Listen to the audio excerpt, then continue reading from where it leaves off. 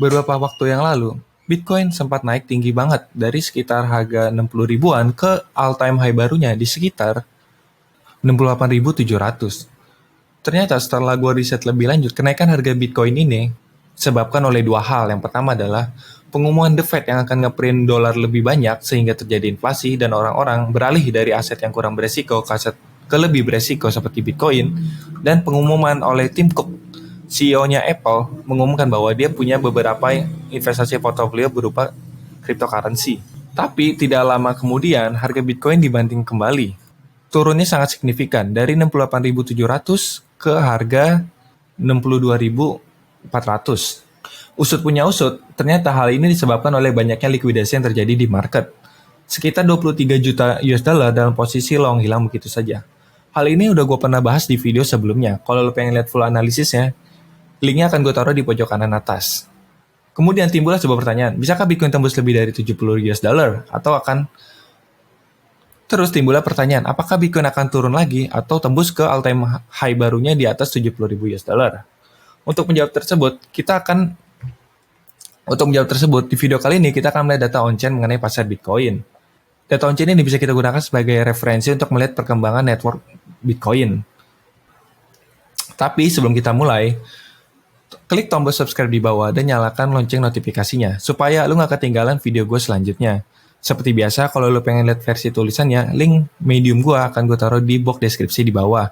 Dan kalau lo pengen lihat data on-chain-nya secara mandiri, semua linknya akan gue taruh di Medium juga.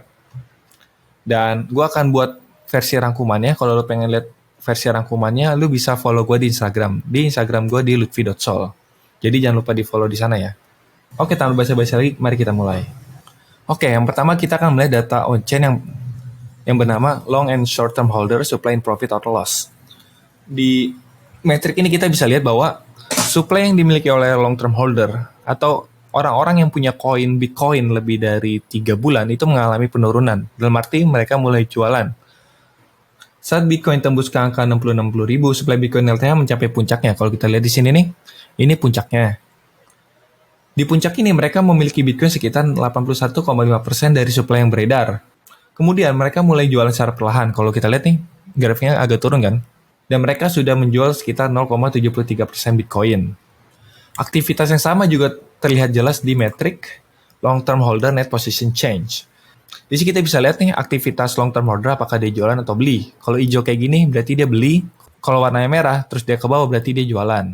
Kalau kita lihat di sini, long term holder melakukan akumulasi Bitcoin selama bulan Mei dan sampai Agustus kemarin saat pasar kripto digempar dengan banyak FUD seperti FUD Cina dan FUD-nya Elon. Lu lihat di sini naiknya tinggi banget kan? Dan mereka sudah membeli Bitcoin lebih dari 400.000 Bitcoin per bulan. Lalu semenjak bulan November LTH berhenti membeli dan mulai jualan Bitcoin. Kalau lihat di sini mereka mulai beli, terus puncaknya ada di bulan Juli dan kalau kita lihat di sini mulai turun secara perlahan. Kalau kita lihat, setiap kali LTH jualan selalu diiringi dengan penguatan Bitcoin.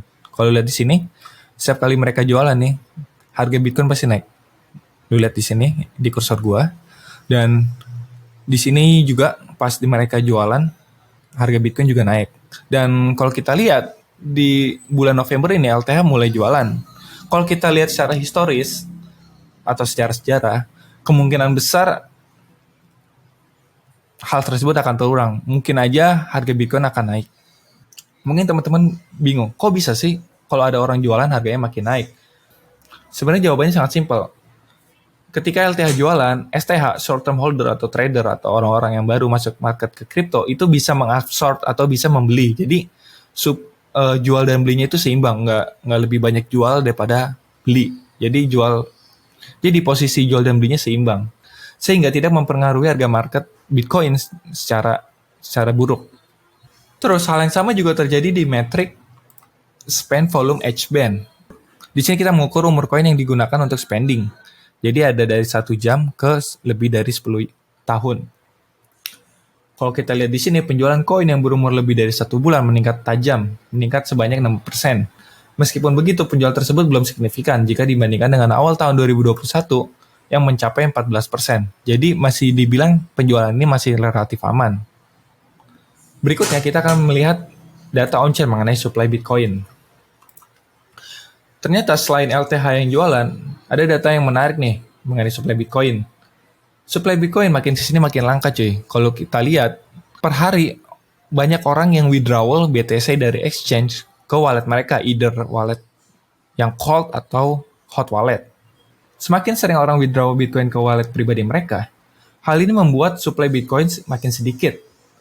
Saat ini, supply Bitcoin yang tersedia di exchange mencapai multi-year low-nya, hanya ada 12,9%. Kita bisa lihat metrik yang bernama illiquid supply shock, yang menandakan bahwa semakin tinggi metrik ini, maka supply Bitcoin itu makin langka, yang menyebabkan supply squeeze. Apa itu supply squeeze? Jadi, gampangnya semakin langka suatu barang, maka harganya semakin naik. Kayak hukum ekonomi basic aja. Semakin dikit supply, maka permintaan semakin banyak dan harga makin naik. Lanjut, kita akan lihat dari sisi jaringannya Bitcoin. Di sini kita bisa lihat jumlah transaksi yang ada di jaringan Bitcoin.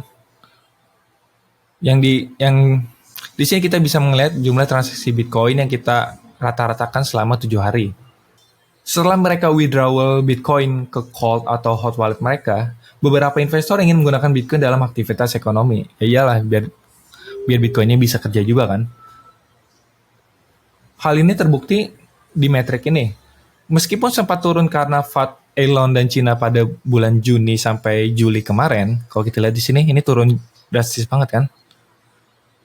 Transaksi Bitcoin hari ini mulai recovery secara perlahan. Saat ini transaksi Bitcoin mencapai 225.000 transaksi per hari, yang sebelumnya hanya sekitar 175.000 transaksi per hari. Pertumbuhan transaksi ini juga didukung oleh pertumbuhan entitas baru. Apa itu entitas baru? Entitas baru simpelnya adalah wallet-wallet yang baru berinteraksi dengan jaringan Bitcoin. Jumlah entitas Bitcoin meningkat sebanyak 110.000 per hari. Hal ini mirip saat bear market pada tahun 2019 dan sampai 2020. Kalau bisa kita lihat di sini, udah dikotakin. Dan kalau kita lihat juga, ketika jumlah transaksi meningkat, harga Bitcoin juga meningkat. Jadi di sini kan turun nih, di 2019-2020 dia turun, terus meningkat, harga Bitcoin juga meningkat. Hal yang sama juga terjadi di sini. Ini kan turun nih, ini meningkat, ini juga meningkat kan. Nah, kalau ini meningkat lagi, jumlah transaksinya, maka kemungkinan besar harga Bitcoin juga ikut meningkat. Next, kalau kita ngomongin Bitcoin, nggak akan jauh-jauh dari miners.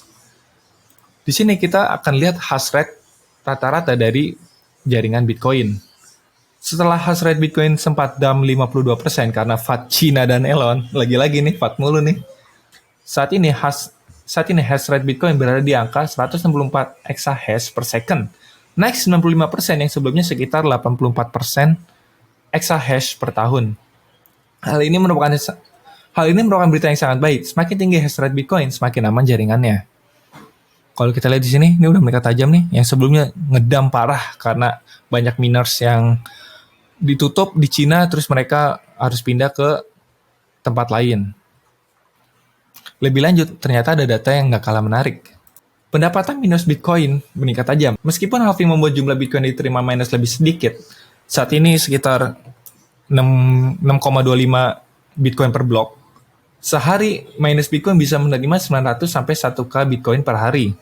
Secara value, uang yang didapat lebih banyak. Saat ini pendapatan miners per hari bisa mencapai 62 sampai 62 juta US dollars. Yang sebelumnya hanya sekitar 9,3 juta US dollar per hari.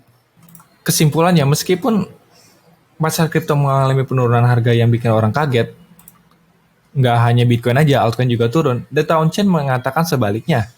Pertumbuhan jaringan Bitcoin dari segi hash rate bertumbuh dengan baik, begitupun dengan pendapatan yang dimiliki oleh miners. Selain itu, dengan supply Bitcoin yang semakin langka dan sedikit LTH yang mulai melakukan distribusi sehat, bisa aja bull season akan dimulai akhir tahun 2021. Dan kalau gue bilang, supply squeeze is coming. Oke, segitu aja teman-teman untuk video hari ini. Kalau lu suka dengan video ini, klik like dan share ke teman-teman lu biar mereka juga tahu. Kalau lu ada saran topik, tolong tinggalin komen di bawah atau DM gue di Instagram gue di lutfi.sol. Oh ya, di video selanjutnya gue pengen bahas mengenai target Bitcoin di bull run season kali ini. Apakah 100.000 US dollar? Apakah 150? Apakah 200 atau 1 juta? Kalau kalian setuju, coba dong komen di bawah, gue pengen tahu pendapat teman-teman. Dan sampai jumpa di video selanjutnya. Bye.